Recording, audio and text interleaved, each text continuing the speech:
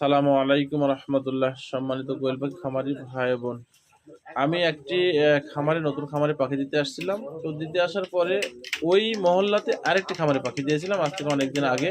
তো মনে করলাম এখন রাত কিন্তু অনেকটা বাজে, তারপরেও অনেক দূরে আসছি।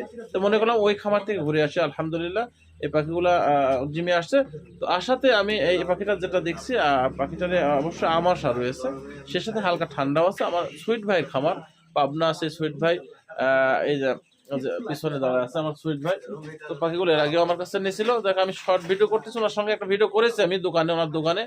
তো এই যে আমার সুইট ভাই, আমার খুব ভালো লাগছে, এর আগে পাখি দিয়েছে।